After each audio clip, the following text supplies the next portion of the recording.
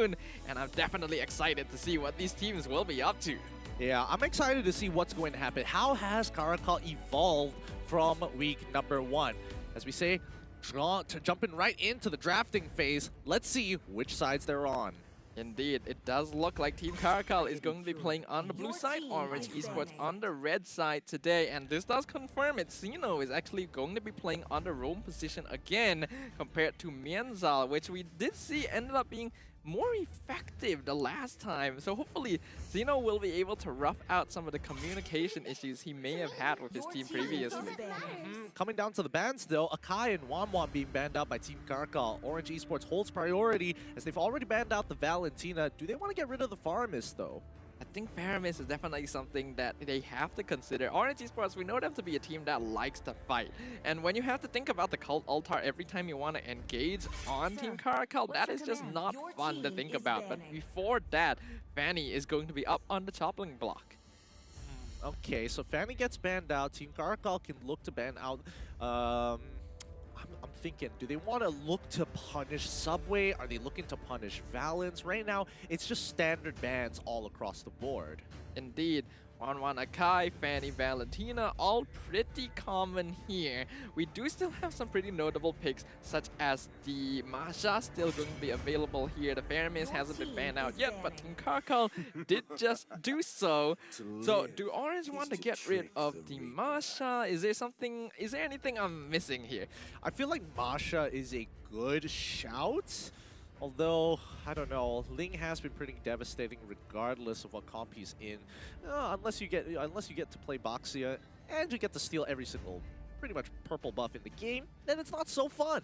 Yeah, but that is also a style that is known by Team SMG, and other teams are not necessarily able to replicate it to the same level of success. Boxia so far has not found a lot of success in the jungle other than in the hands of Box, so I don't really think that teams are gonna lean heavily towards that kind of strategy. Because of that, Orange do actually ban out the Ling. Fair enough. First pick going over to Team CARACAL. Do they want to pick up the Masha, or do they have something else in mind to deal with Orange Esports? Now, speaking of which, when Zed was with Suha's Esports previously in the last season, a lot of his picks were eventually targeted once they figured out his hero pool. I want to see whether Zed is going to be able to bring anything else to the table, but to kick this draft off, the first pick from Team CARACAL is going to be Julian. Alright, the hero so far is kind of in a 50-50 state. There are teams that prioritize him very heavily, and there are some teams that just ignore him from the outright here. But Team CARACAL definitely are quite comfortable with this. They typically will play him in the mid position. Bad Boy has been doing a fairly good job.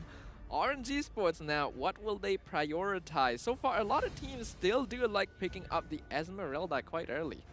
Yeah, Esmeralda has just been all reliable, super faithful. We don't get to see too many Dairoth picks in general, other than the jungle, to be fair. But now with the 2 picks already locked in, it's Esmeralda as well as Lilia from Orange Esports.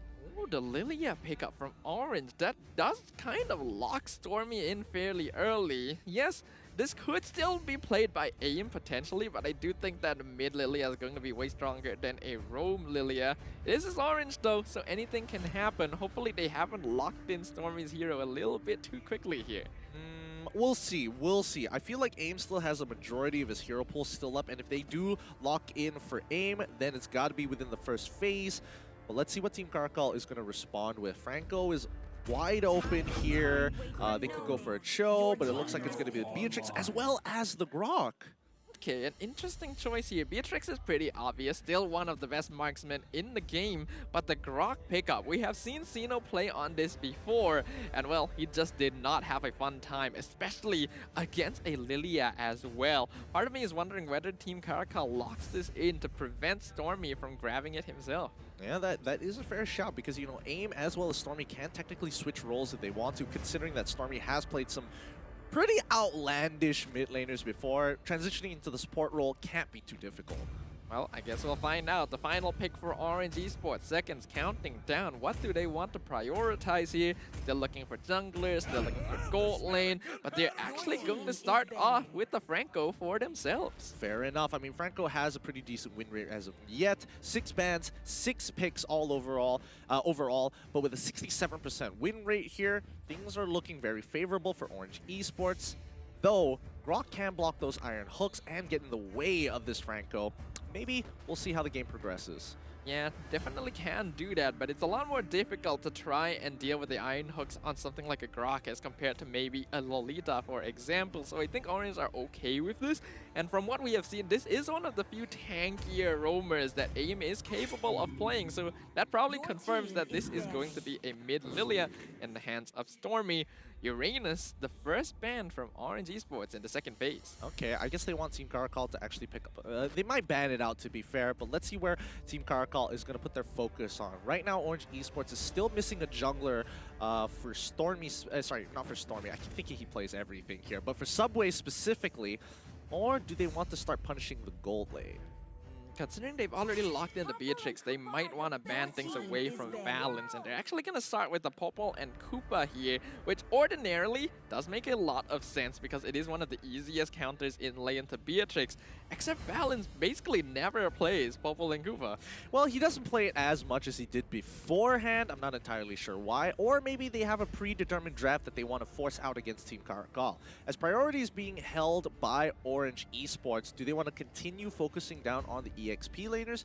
Because there's still some good counters against the Esmeralda. Dairoth, for an example, being one of them. Dairoth is a hero that might have to be prioritized here, but the Masha, actually, I didn't even realize Masha got this far in the draft. Finally going to get banned out by Orange Esports, and I think that is pretty smart.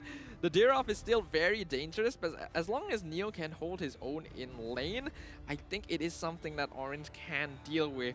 As for Team CARACAL, do they want to continue banning things away from Valence? Things like the Irritel, for example. Well, I think Irritel might be worth banning out here. That's going to force Valence onto something like Brody, arguably Clint as well. But surprisingly enough, when I see Masha specifically getting banned out by Orange Esports this late into the draft, I would assume that Team CARACAL never had the intention of actually picking up the Masha to begin with. Because most of the times, most behaviors of teams would prioritize it or pick it within the first rotation. An interesting choice from Team CARACAL as well. They're not going to ban the Irritel. Instead, they are banning the Claude. And while we have seen Valence play this hero, I really don't feel like this would be the right time to go for it. Who knows though? I feel like a lot of teams are picking up Claude in situations where I really don't think it's good. So maybe I'm just the one in the wrong right now. As we enter the second phase of drafts, Orange Esports, as we mentioned, they're looking for gold, looking for jungle. Carry going to be the first pickup. Okay, fair enough. Carry, you see the Grok, you want to be able to kind of cut through it like butter. Carry is going to be the one to do so. Team CARACAL looking to round out their composition. They are still missing out their jungler and technically their EXP later. Most of the time when we see Grok, it has been shown off is in the support role and less of the EXP role. Yeah, I agree with you there, and based on Team CARACAL's history as well, this will most likely be a roam Grok. So they're looking for jungle, looking for... Oh, they're actually gonna grab the Selena for themselves there. Pretty good counter to the Franco, and this is most likely gonna be another Benedetta jungle. Okay, I'm totally fine with Benedetta jungle. It has been working out for a good amount of teams here in MY. However, having the mid lane duo of Grok as well as Selena, very classic. Selena can't clear lanes as fast. Grok is going to do that, but with the final pick being Balmon coming for the side of Orange Esports, I don't think it's too bad here. Neutral objectives should fall into Orange Esports' hands pretty handedly. I can't decide which draft I like more. I think they're both really balanced drafts overall. Good early, good mid transition, good late game. You could say the same for either side, really. I think they've covered all the bases pretty well. What I am most interested about is on Team CARACAL, which hero is actually going to be the roamer, the Grok or the Selena, because we've already seen Orange switch up the usual stance. But will Team CARACAL do the same? Looking at the lineup for Team CARACAL, lots of damage, lots of mobility, lots of assassins. As for the side of Orange Esports, they're going to be a little bit more durable overall, but they've certainly got a fair bit of scaling for themselves, and that Balmond will help secure the early to mid game by snowballing off of objectives. We're going to be entering the Land of Dawn for the first time in our final series of the day. Will Orange Esports come out on top, or will the Wildcats of CARACAL put a stop to their plans? Team CARACAL on the blue side and OE on the red side. They're going to kick things off as fast as they can. And oh, wait, hold on. Game pause. I was about to point out that Valens is actually helping out Subway up on the orange side of the map. Bit of a leash there to speed him up. That's quite interesting, actually, considering that Ballman really doesn't have a lot of problem clearing up the jungle by himself, and he has Demon Slayer. I don't feel like Valens' help is really necessary, but hey, if they're able to accelerate Subway further, why not? Ballman is very strong in the early game, and if they can get that early game lead against the Benedetta, Orange will be in a better spot.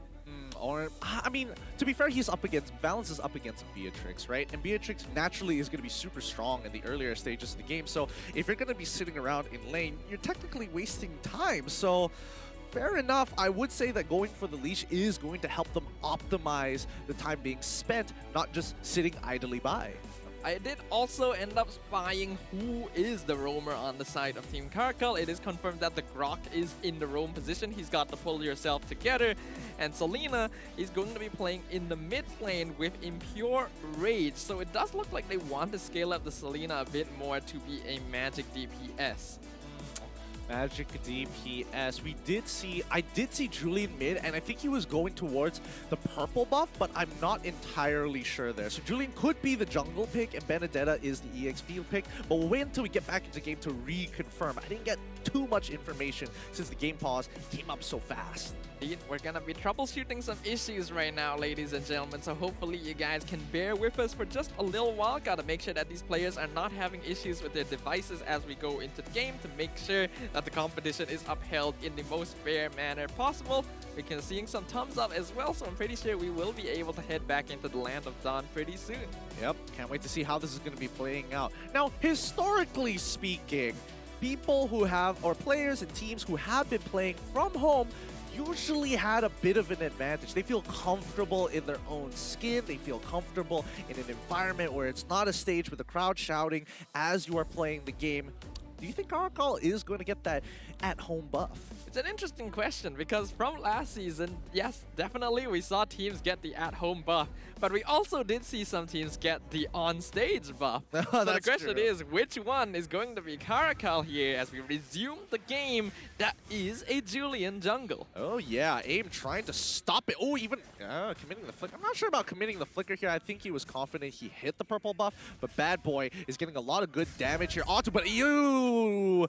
Oh boy, flickering early did cost him his life. Bad Boy finds that first blood as Stormy unable to peel him off. Valens trying to get as much damage in time, but it looks like Sino almost trapping him in. That would have been a second kill had he done so. Oh, but it forced out the sprint from Valens as well, so that's already 2 battle spells baited out from Orange Esports. And I actually don't think the flicker from AIM was a bad idea. He was hooking the Julian and trying to get away from Bad Boy at the same time.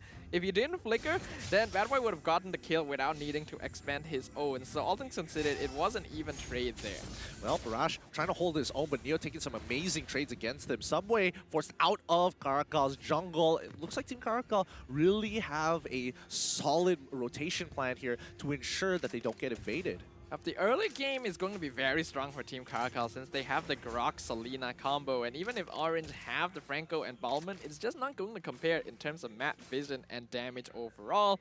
If we look at the emblems here as well, we can see things are pretty ordinary. I don't think anyone's going for anything too strange. Rash as well going for that Festival of Blood instead of something from the Assassin emblem. So it looks like it is more of a tanky Benedetta once again. I am slightly interested to... Wait, hold on. Sino, he's taking a bit of damage, but coming back to the topic at hand here, right? In terms of the sub-emblems, I'm curious to know why Stormy likes to take 1 point into getting magic percentile on instead of just maxing out his movement speed. But before we talk any further, Rash now taking some damage, but some way is very close to actually taking him out. They lose the turtle, but don't get the kill back, don't get a single trade, and OE having split decisions and split directions. That was well played by Team CARACAL. Sino especially timing his wall charge at the perfect time when he knew Ken was close to retribution range to make sure that Subway wouldn't be able to jump in and get the steal, securing the first turtle for Team CARACAL.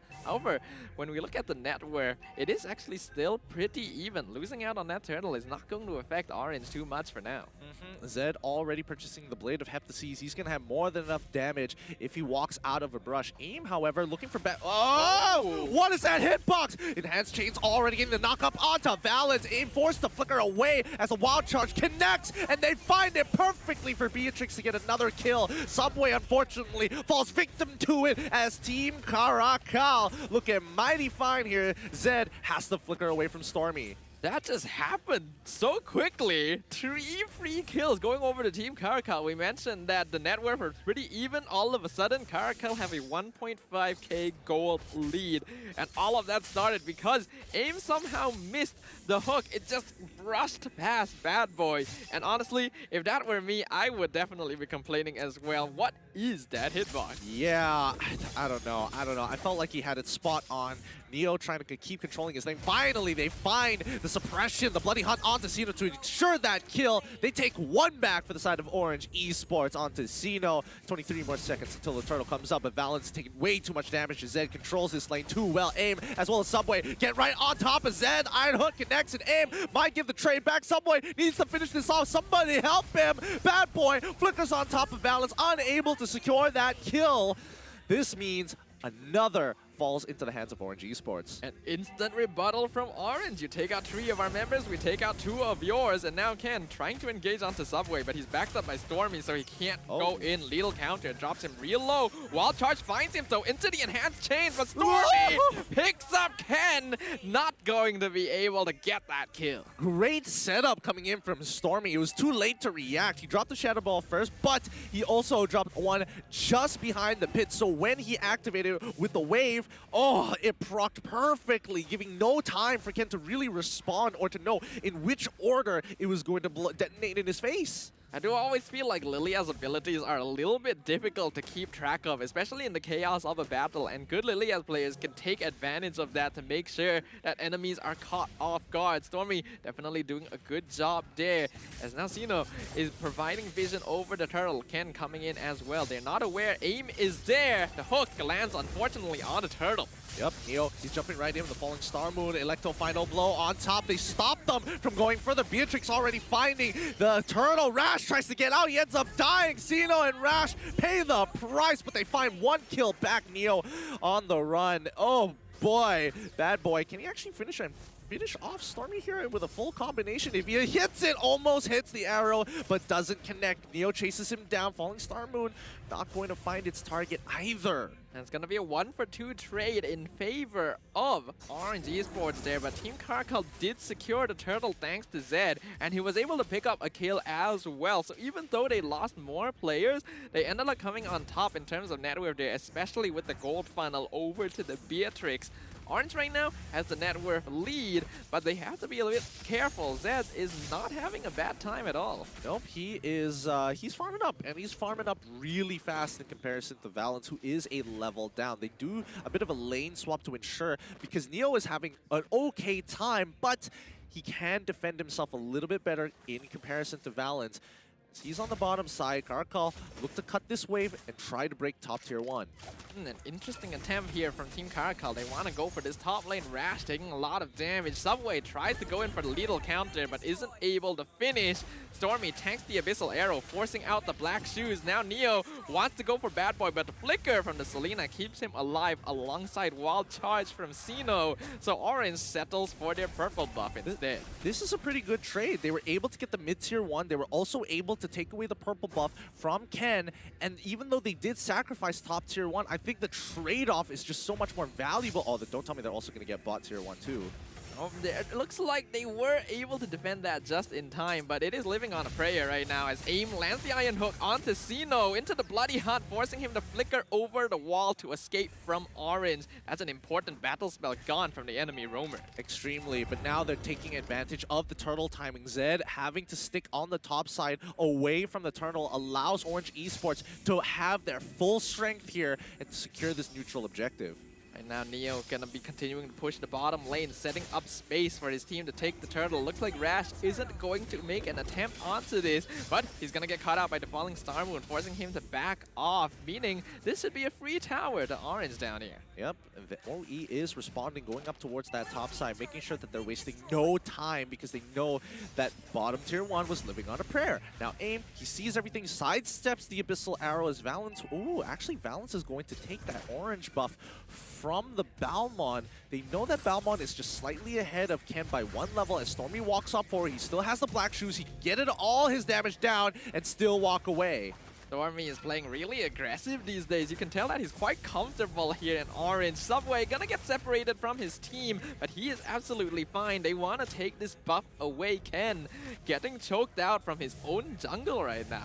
Oh, Subway, a team player, just giving these buffs over to his teammates. He has his own jungle to farm, but he just wants to stick with just the neutral camps, the non-buff camps, in a matter of fact. As now they attack topside, they want that tier 1 too. Indeed. We can see that Rash is going to be playing split push right now. Oh, but the Iron Hook gonna land on Bad Boy. Wild Charge finds 2, but it's not enough to keep him alive. Orange Esports instantly finds 1. Xeno gonna take a lot of damage himself. Do Orange want to still invest into this? They're doing a lot of damage. Subway now in the backline taking a lot of damage from Wesker as well, but here comes the Esmeralda. Zed gonna get taken out by the Franco, flickering forward, but not before he shuts down Subway. Neo still 1v2. Rash in the backline getting chased down by Valens as well. Not gonna survive for too long, and that's gonna be a 1 for 2. That was played very nicely by Valens here. They were able to get 2 for 1, and that's already some mad value. As we look at the items, we can see that Stormy, he's very confident because he's got the Ice Queen's wand already. He didn't go for Genius Wand. He didn't want to greed out for damage, but they will be losing a bottom tier 1 turret in the process. But trading a bottom tier 1 for a top tier 2 is going to be worth it, especially if you get more kills on top of that as well. We can see now Orange Esports in position to take the Lord. I don't think they'll go for it. They do find the Abyssal Arrow onto aim and even invest a wall charge. That seems a bit wasted. I think that Team CARACAL wanted to go in on it, but then they realized that the retaliation from Orange Esports was probably going to be worse, and they can't afford to take those sacrifices now that they're behind. Well, because of that, Stormy should be able to pick up another purple buff, and he does. Ken, once again, losing out on an important buff on his jungle. It does look like Subway is working on the Lord as well. Valens actually taking the other purple buff. So yeah, Subway continuing to give buffs away to his teammates instead. Yep, Subway just making sure hovering over the Lord as much as he can as Xeno walks right into the face of danger. Rash in the middle of it all. Electo final blow already out, and Neo jumps into the back line. However, Beatrix is able to find the kill out to Franco. However, the retaliation is just too strong as Valens cuts through all the tank damage. Ken stuck in place. A triple for Valens. Beautiful play from Orange Esports and Team CARACAL. That was definitely a bit desperate there to try and engage on that. While Rash did a good job of splitting up the fight with the Electo final blow, they just all funneled into Orange Esports and allowed them to focus all their damage in one direction, meaning that the Lord now falls into their favor. They're gonna be taking down all of Team CARACAL's external towers. Yeah, this is great for them. Orange Esports really speeding up this game here. With the help of these minions, CARACAL forced to stay back into base so far. With the 4K gold lead turning into 5, the Lord spawns, and now here we come with the Lord empowered minions. This is, of course, the first Lord of the game, though. It's going to be up to Orange Esports to determine exactly how much damage they can deal with this, as AIM gets caught by the Abyssal Arrow again. Another wall charge into the enhanced chain, and they will take him out, but that's a lot of cooldowns invested. Subway jumping in, lethal counter, only finding Xeno. Not enough damage to finish him off, means Team CARACAL will get off with that scot-free. They have to play with Stormy because Stormy is so strong right now, and unfortunately for Subway, he's been giving over his buffs to the rest of his team, so he could be at level 15 had he just taken everything. With that being said, no inhibitor turrets will fall into their hands, and Team CARACAL put a successful defense. A good catch from them. Making sure that AIM would not be able to participate in that push means that they don't have to worry too much about their positioning, and so the first Lord of the game falls without doing much damage to the inhibitors at all. That's basically the best result Team CARACAL could have hoped for. Yep. Now, with 96 more seconds on the clock, Stormy will be taking the purple buff once again, and the orange buff will go on Subway. They are going to be fighting for control over the enemy buff, though. Team CARACAL, they have to decide where they want to be at. See that from damage dealt, it is mostly on Neo and Subway. But speaking of Subway, gets caught out 1v3, instantly executed. But the falling Star Moon finds Zed, monster kill, going over the Valence. Rash now getting caught out, but not before he shuts down Valence himself. In exchange for Xeno, Stormy looking for a double kill, going to the Lilia. That is a 2-for-3 trade in favor of Orange. Well, this 3-for-2 trade in favor of Orange is looking mighty fine, but if they can't crack open an inhibitor, what is the point? First of all, Stormy is going to get into the middle of the fray, using the black shoes to get an extra charges to secure the kill onto Selena with the help of Neo. They're looking to break that inhibitor. Stormy trades aggro as Neo needs to help him out. The inhibitor is down, and now they can just back off. Orange Esports just using their bodies to force down the middle inhibitor. No Lord needed, and that is again a testament to Stormy's ability to know exactly how strong he is, picking up a kill, using the black shoes, and even tanking the tower as long as possible to try and allow Neo to pressure Team CARACAL. So far, Lilia 4-0-10. Yeah, Lilia's looking good. Stormy consistent as ever. And with 9 more seconds here, Team CARACAL need to be able to do their housekeeping and then join for this upcoming Lord fight. It's going to be Luminous real soon, so I think Orange Esports just going to wait it out. If Orange can secure this Luminous Lord, they might be able to end the game with it straight away, considering they are at a 4.6k net worth lead. Team CARACAL need to be able to win a big fight to even this back up, as the AI shows Orange in a very commanding lead. 78%. That's pretty high here. Team CARACAL has a lot of legwork to get through. If they can get to the 42k mark, that would be ideal. The next item, Power Spike, will put them on par with Orange Esports despite the 4k lead. But here comes the Conceal. They walk over the Abyssal Trap. They have the flank. And unfortunately for Neo, he goes down to Beatrix first, but the back line getting attacked as Stormy is going to use that black shoes. The front line, however, getting melted away. Valence still alive. AIM continuing to peel, but now it's up to Subway and as well as Stormy to finish off this fight. Xeno flickers off, and Stormy still healthy, still alive, and preventing Team CARACAL from going any deeper. That was a 1-for-1 trade, but Orange lose Neo in exchange for Zed, and that is going to be very worth it when they now want to go for the Lord. That was also the first time Neo actually died this game. So even though Esmeralda at this stage of the game would usually be unkillable, walking into all 5 members is definitely quite rough for it. 1-for-2 trade, actually, in a matter of fact. That's why Team CARACAL had to back off. They didn't have that manpower that we were talking about. And honestly, the way that they took that fight was interesting, because Orange Esports looked to go for that big flank, and immediately Team CARACAL is like, okay, split the fight into 2. Interesting. I actually didn't catch that out. So right now, the game is pretty chaotic, but with the Lord pushing in the mid lane, trying to use the wall, even the Bandit's Rage to delay and do as much damage as possible. Orange, they hopefully want to use this to end the game. Yep, they're looking to close things out here, but first, they zone off the rest of Orange Esports as they chunk down the Lord super quickly. But now Orange Esports turns their sights on the inhibitors. The wave clear is strong from Team CARACAL, as OE unfortunately can't do much about the situation. They're going to try and siege it down a little bit more. One more auto attack would be ideal. Valence will get that in. They break an inhibitor on top side. Bottom side is already gone. And Team CARACAL hopefully will hold on a little bit longer as the second wave comes in. Orange Esports, the enhanced chains hits. Orange Esports looking to finish this off. Xeno, unfortunately, Wild Charge being used. Immortality is popped, and you already see Rat trying to jump into the back line. Neo is the first to fall, and it looks like this defense is successful. Oh, AIM actually still gets a hold on the Zed of all people. The kill goes over to Orange, and I think AIM is happy sacrificing his life for that. He'll still buy as much time as he can. Not to mention Stormy trying to kill Bad Boy, extending quite far there. AIM finally gets taken out, but Stormy is actually still feeling quite safe to remain. He still has immortality, but he no longer has black shoes, and he is juking them out, forcing the wall charge from Xeno. He's now 1v3. I don't think he's getting out of that. No, he is not. He got overly confident there. He could have easily just walked away from that fight. AIM had to give up his life, and that's understandable, but Stormy, his movement was looking real good there until he got overwhelmed.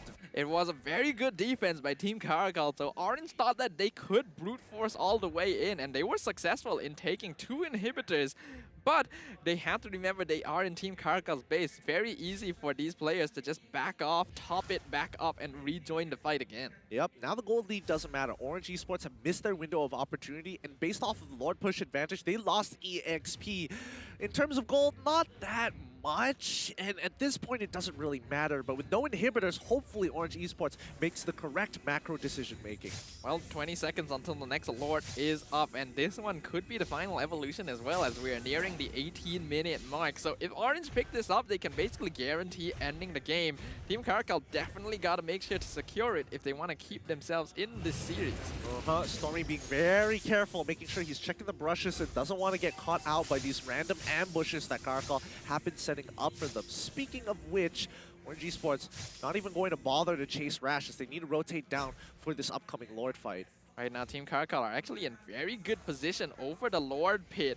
And as long as they can continue to delay Orange, they will be in a better position since Rash is split pushing on the opposite side of the map. But because of that, Neo is charging in, gets caught in the wall charge, and massive damage pops his immortality straight away right into the Nibiru's passion, meaning that Neo is out, and Subway can't quite finish the kill onto Zed, who flickers forward to find Stormy. He's now in shotgun mode. He'll get taken out by Valence, but Rash is here to clean things up. Double kill for Valence, but a shutdown onto Rash, meaning that only AIM survives from Orange. What a play coming out from Zed, single-handedly getting the most important kills of this game to bring back Team CARACAL into it. And now I wonder what that AI is going to be predicting real soon here as Team CARACAL bounce back from devastation. I mentioned how important it was for CARACAL to claim this Lord for themselves, but we never would have expected them to take such a handy victory instantly. All the gold lead Orange Esports had transfers over to CARACAL, and while their base is empty, they are looking to do a lot of structural damage with this Lord. Yep, let's see how much they can get off of this. Orange Esports has to be extremely careful because Zed is willing to make these big plays on these squishy targets. They gotta make sure it's a traditional front to front. What I'm most surprised about is how quickly Neo died as well. He jumps in expecting to be able to buy time and vision for Orange Esports, but instantly melts to the damage from CARACAL. If he was able to survive that, it would have been much better for them. Well, speaking of which, he ends up dying again to Rash. To Rash? How? The sniper shot didn't even come out from Zed before he even get popped. What? We have to look at the item list. Something doesn't seem right. I'm pretty sure most of this damage is actually coming from Bad Boy. You have to remember, this is a mid-lane Selena, so there's going to be a lot of damage coming out of him. Magic damage as well, which Esmeralda can be fairly vulnerable to. Now all the external towers fall, and Team CARACAL want to push into the base. Yep, they're looking to synchronize these waves one by one. This Lord is a toughie. As it breaks open this inhibitor, Subway has to be careful because Zed's damage is very, very deadly and very, very dangerous as they take 2 inhibitors for free. They're looking to end this one. The advanced chase as well. Small charge. Valence unfortunately cannot find an angle into the fight. That's going to be Team CARACAL from the brink of losing to turning this around. GG. Well played. A massive comeback here from Team CARACAL, and beautifully played as well, taking advantage of mistakes from Orange Esports to turn things around and claim a very handy first victory here. We could indeed be looking at an at-home buff. Oh boy, that's got to be a bit devastating for